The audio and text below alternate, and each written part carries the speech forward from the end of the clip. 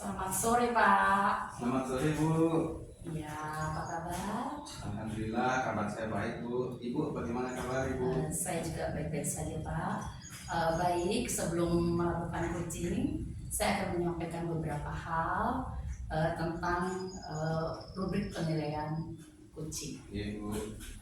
Saya akan mengamati jalannya coaching yang Bapak lakukan sesuai alur Tirta dan menerapkan 3 prinsip coaching.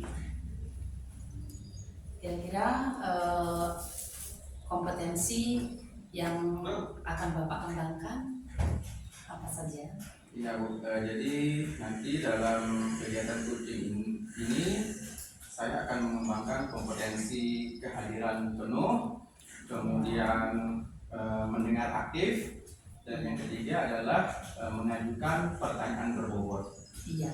Dari 3 kompetensi tersebut, mana yang akan menjadi titik fokusnya Bapak untuk dikembangkan? Oh iya, jadi dari ketiga kompetensi tersebut, saya spesifik akan mengambil kompetensi mendengar aktif dan mengajukan pertanyaan berbobot. Iya, berarti mendengarkan aktif dan mengajukan pertanyaan berbobot. Iya, Bu. Iya. Apa indikator ketercapaian dari tujuan pengembangan yang Bapak inginkan? Oh iya, jadi nanti selama kegiatan coaching berlangsung, saya ingin mengembangkan kemampuan dari coach saya ini untuk bisa menggali potensinya sendiri dalam menghadapi atau memecahkan masalah yang sedang dihadapi oleh coach ini. Artinya coach bisa mencari solusinya sendiri atas apa yang sedang terjadi pada lingkungan belajarnya. Ya, baik Pak, terima kasih atas penjelasan Bapak. Silakan Bapak melakukan coaching. Baik Bu, terima kasih juga Ibu telah melaksanakan program ini. Terima kasih sekali lagi. Ya, selamat sore. Selamat sore Bu. Assalamualaikum Pak Wan. Waalaikumsalam warahmatullahi wabarakatuh. Bagaimana nih Pak Afri?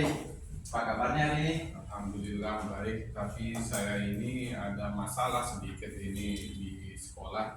Jadi begini Pak Wan, ya jadi masalah saya ini tentang manajemen waktu.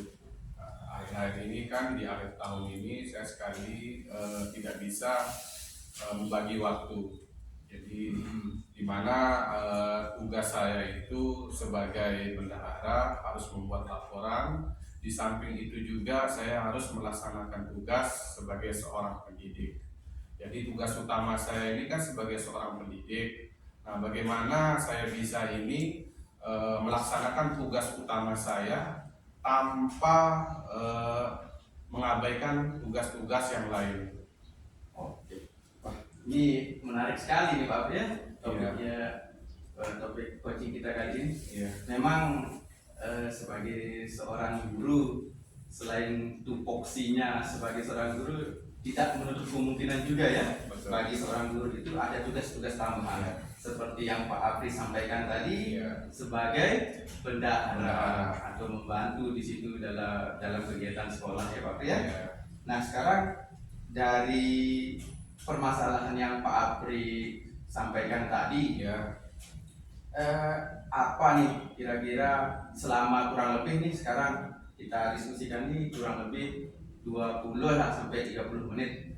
Nah kira-kira dari permasalahan yang Pak Afri hadapi ini ada enggak tujuan atau harapan yang ingin Pak Guru Afri dapatkan dari kegiatan coaching di sore hari ini? Ya, jadi begini Pak Wan, jadi akhir-akhir tahun ini kan kita banyak sekali kesibukan.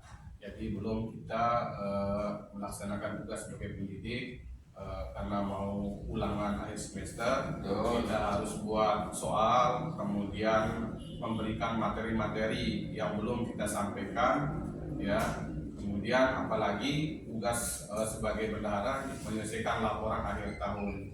Jadi di sini yang ingin saya sampaikan kepada Pak Wawan, bagaimana sih bisa mengatur waktu atau manajemen waktu supaya kedua-dua tugas ini ya, baik tugas utama sebagai pendidik, kemudian tugas yang lainnya bisa diselesaikan. Itu Pak. Iya. Oke, sekarang dari masalah itu langkah apa yang pertama kali bisa Pak Guru Apri apa ya istilahnya diutamakan gitu, kira-kira menurut Pak Guru Apri dari tugas pokoknya dan tugas tambahan, kira-kira menurut pandangan Pak Apri nih yang mana yang akan didahulukan terlebih dahulu? Oh, yang pertama kalau menurut saya sini Pak Wan ya, untuk menyelesaikan masalah ini sebenarnya saya harus membuat jadwal, jadinya jadwal bagaimana supaya waktu itu bisa saya manajemenkan ya. Jadi saya harus memprioritaskan dulu tugas saya sebagai pendidik, itu yang pertama. Kemudian yang kedua, memanfaatkan waktu yang luang. Jadi di sini kan di mata pelajaran agama, mungkin di PJOK, itu bisa saya melaksanakan tugas di luar saya sebagai pengajar. Mungkin itu solusi saya mungkin untuk semua ini. Betul sekali Pak Apri ya. Jadi Pak Apri ini sudah punya bayangan. Ya. Nah sekarang bagaimana pintar-pintarnya Pak Apri mengatur manajemen waktunya itu, ya tentu dengan tidak melupakan mana yang tugas pokoknya sebagai seorang guru, kemudian menjalankan tugas tambahan juga sebagai seorang guru di sekolah. Ya. Oke Pak Apri, luar biasa Pak Apri ya. Memang Kalau gitu ya. kita sebagai pendidik ada tugas-tugas yang lain soalnya ya. Ya.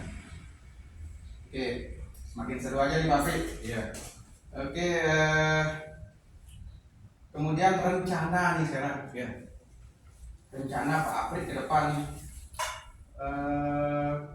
Menurut Pak Apri apa langkah atau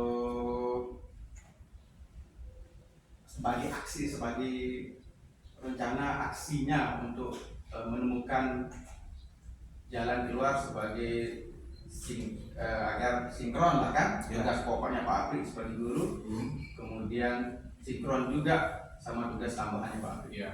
Kalau strategi saya sih Pak Wan, yang pertama itu ya saya akan membuat jadwal, mengatur waktu dengan baik dengan membuat jadwal. Ya, jadi tugas utama itu saya harus mengajar dulu ya. Kemudian membuat jadwal tentang tugas tambahan saya. Artinya saya akan memprioritaskan tugas tambahan ini mana yang mendesak dulu. Ya, jadi itu yang saya akan prioritaskan dulu. Jadi saya harus buat jadwal mana tugas-tugas yang harus diselesaikan terlebih dahulu ya, setelah menjalankan tugas utama sebagai pendidik. Kemudian saya akan bekerja sama dengan rekan kerja saya ya. Artinya di sini saya harus terbuka membagi-bagi pekerjaan seandainya saya tidak bisa melaksanakan tugas tersebut. Jadi yang pertama tadi membuat jadwal, mengatur waktu ya, kemudian memprioritaskan tugas mana yang akan didahulukan diselesaikan. Begitu mungkin Pak Wan. Oke. Ya, perlu memangnya sebuah jadwal itu perlu jadwal prioritas, apalagi sekarang di akhir tahun ya, Iya, ada tahun ini.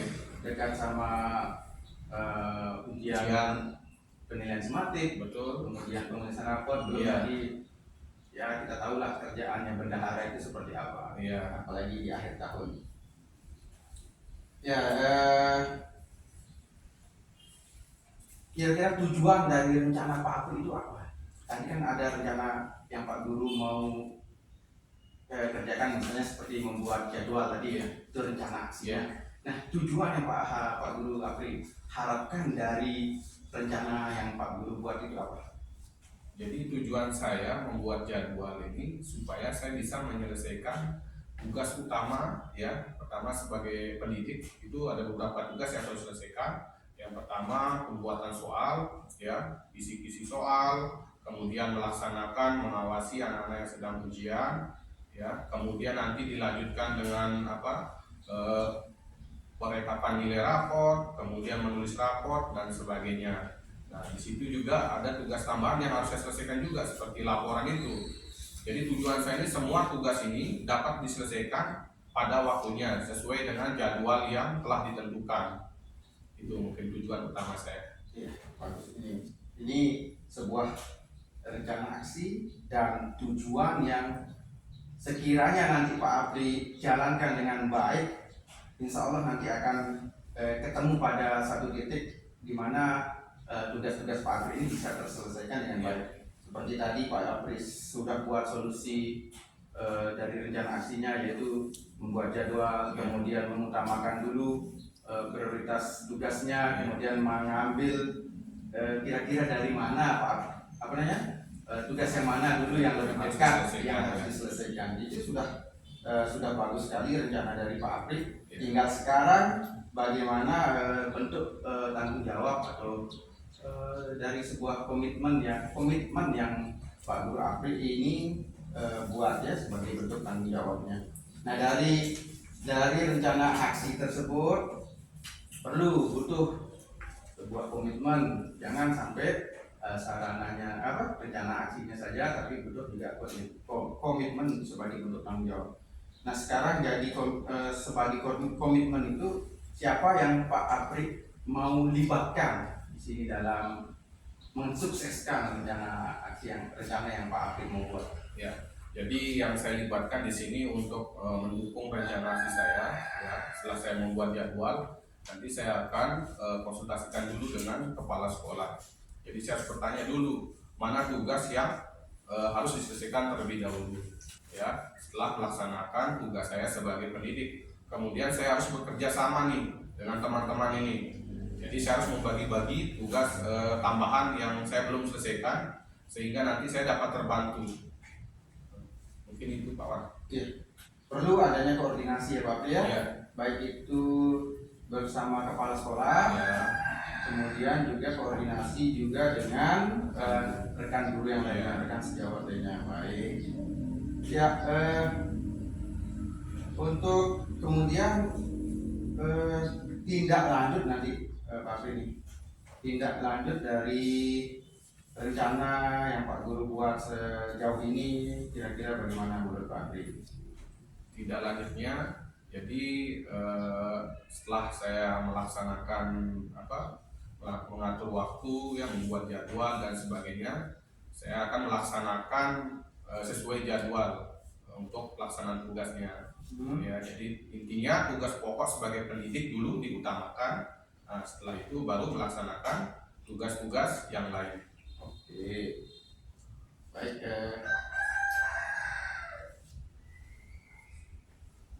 Nah, kira-kira sekarang dari tadi awal kita berbicara atau kita berdiskusi mulai dari tujuan, kemudian identifikasi masalah, kemudian rencana aksi, kemudian yang terakhir adalah tanggung jawab ya.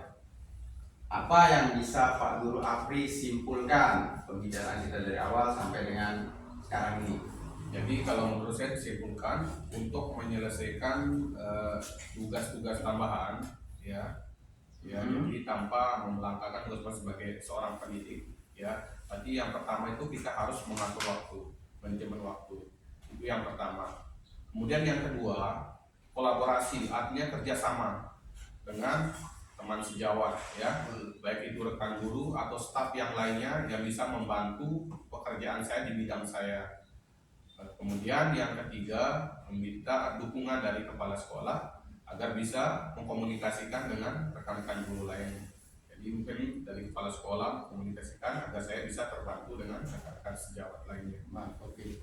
Berarti kesimpulannya Pak Apri harus manajemen waktu, ya, kemudian meningkatkan kolaborasi dengan rekan sejawat, ya, kemudian bekerja sama, berkoordinasi dengan kepala sekolah agar dikomunikasikan dengan baik terhadap rekan kerja terkait dengan tugas-tugas tambahan. Baik Pak Apri, sebagai penutup ini Pak Apri, ya. Tidak terasa nih Pak Apri, kita sudah sampai di pembicaraan diskusi kita yang terakhir, ya. Karena kurang lebih ini sudah kurang lebih 20 menitan. Semoga apa yang diharapkan oleh Pak Apri dapat terlaksana dan tujuan tercapai, terutama membagi waktu di sini Ya. yang saya juga tahu itu apa namanya pekerjaan sebagai seorang guru dan juga sebagai seorang bendahara. Semoga apa yang Pak Apri niatkan, Pak Apri rencanakan itu bisa Pak Guru laksanakan, karena tadi saya sudah menangkap solusinya Pak Apri bagaimana, kemudian tanggung jawab dan komitmennya bagaimana. Tinggal sekarang proses pelaksanaannya Pak Apri ya. Ya. Baik, terima kasih Pak Apri Itu saya. waktunya. Lain kali kita diskusi-diskusi Ya, lagi Pak Apri ya. Kalau ya. ada permasalahan ya sampaikan saja. Ya. Justru saya terima kasih nih. Oh iya, Jadi ya. Pak Wawan ini telah membuat pikiran-pikiran saya ini bisa menemukan solusinya. Iya. Ya. Jadi kan intinya dari coaching ini kan membangun sebuah kemitraan Pak Apri. Bagaimana kita berdiskusi bagi seorang mitra agar coach dan coach ini menemukan, terutama pada coachnya ya, menemukan bahkan menggali potensi Pak yang ada sebenarnya pada dirinya sendiri. Baik Pak Apri, terima kasih Pak Apri, sekali lagi terima kasih. Mohon maaf kalau ada salah kata. Terima kasih. Assalamualaikum warahmatullahi wabarakatuh. Terima kasih Pak. Ya, Baik. selamat sore Pak. Kita bertemu lagi nih. Ya, selamat sore Bu. Ya, bagaimana perasaannya setelah melakukan coaching? Ya, tentunya perasaan saya ada rasa ragu, kemudian rasa grogi pasti ada Bu, karena untuk menggali dengan cara mengajukan pertanyaan berbobot itu kan suatu hal yang mungkin saya rasa ini belum terbiasa saya lakukan Ibu. Ya, baik, tapi usahanya sudah maksimal Pak, sudah bagus sekali. Oke, Bu, sudah. Nah, kira-kira apa yang menjadi indikator ketercapaian pengembangan yang diinginkan setelah melakukan coaching? Iya, jadi kan pada saat pra observasi itu saya sampaikan indikator yang ingin saya capai itu berupa mendengar dengan baik, Ya. kemudian mengajukan pertanyaan berbobot. Dua hal ini sudah saya coba lakukan semaksimal mungkin Bu. Iya, baik. Selanjutnya saya akan menyampaikan hasil pengamatan saya terhadap kegiatan yang Bapak lakukan, kegiatan coaching yang Bapak lakukan. Ya, baik Bu. Ya, dan berdasarkan pengamatan saya, Ya. Bapak sudah melakukan alur cerita dengan baik, sehingga coachingnya dapat menyampaikan dari tujuan, kemudian menyampaikan masalahnya, kemudian rencana aksi yang akan dilakukan, serta sudah menyampaikan komitmen tentang bagaimana dia akan melaksanakan aksinya. Nah, untuk kompetensi coaching sudah Bapak lakukan juga. Jadi Bapak sudah hadir sepenuhnya ketika melakukan coaching, kemudian mendengarkan aktif. Saya lihat sudah bagus sekali, serta mengajukan pertanyaan-pertanyaan berbobot itu sudah oke ya, intinya istilahnya itu oke sekali. Nah, demikian juga dengan prinsip coaching, kemitraan, proses kreatif dan memaksimalkan potensi itu sudah tampak. Namun ada sedikit yang ingin saya sampaikan, mungkin bukan berarti kekurangan Pak ya, saya memberikan tanggapan sedikit. Mungkin tadi belum menanyakan bagaimana hambatan yang mungkin terjadi ketika coaching itu akan melaksanakan rencana aksinya. Mungkin sedikit itu yang belum. Iya Bu, jadi memang seharusnya saya di situ tadi ketika melaksanakan proses coaching, saya seharusnya bisa lebih mengeksplor lagi Bu, lebih dalam lagi, mengajukan pertanyaan-pertanyaan berbobot lagi Bu. Jauh mungkin pertama tadi yang seperti Ibu sampaikan, levelnya, kemudian masalah hambatan gitu, hambatan yang terjadi. Perlu menggali kira-kira masalahnya coaching itu dia sekarang tuh dia di tahap yang berapa? Iya. Kalau dari level 1 sampai 10 itu dia ada di mana? Iya. Supaya dia bisa meningkatkan ke level yang ke Iya. berapa? Iya, Gitu. iya. Ya, Saya jadi itu memang aja. kurang eksplor lagi tadi seperti yang disampaikan tadi. di tingkat level dari 1 Iya. sampai 10. Baik. Setelah melakukan coaching tadi, hasil yang Bapak dapatkan dari kegiatan ini apa? Ya, saya memiliki peningkatan pemahaman bagaimana melakukan coaching dengan alur tirta dan menerapkan kompetensi coaching ini yang baiknya itu bagaimana. Itu saya mendapatkan pemahaman di situ. Ternyata melakukan coaching dengan alur tirta perlu memperhatikan beberapa indikator-indikator sebagai pertanyaan yang diajukan agar menghasilkan pertanyaan-pertanyaan yang berbobot yang sesuai dengan alur. Ya, karena kita situasional ya Pak ya, mengajukan pertanyaan itu situasi. Jadi supaya bagaimana mengarahkan, menggiring dan memudahkan coaching untuk memberikan pendapatnya, solusi yang diinginkan. Nah, selanjutnya dengan pengalaman ini, kira-kira apa yang ingin lebih ditingkatkan, ingin dicapai selanjutnya?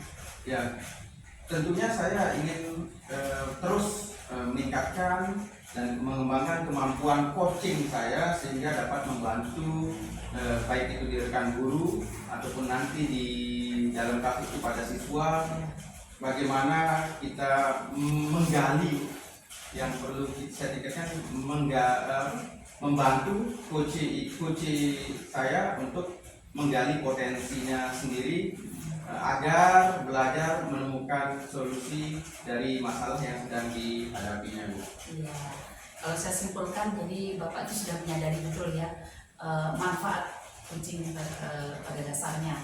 Ya, alhamdulillah dari kegiatan pemahaman kemudian pada saat coaching mendapatkan pemahaman yang baik ya, Bu.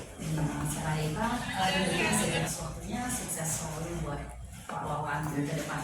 Terima kasih juga Ibu telah didampingi dari pra-supervisi sampai dengan pasca supervisi observasi. Terima kasih ibu-ibunya. Selamat sore juga Ibu. Selamat sore Pak. Terima kasih.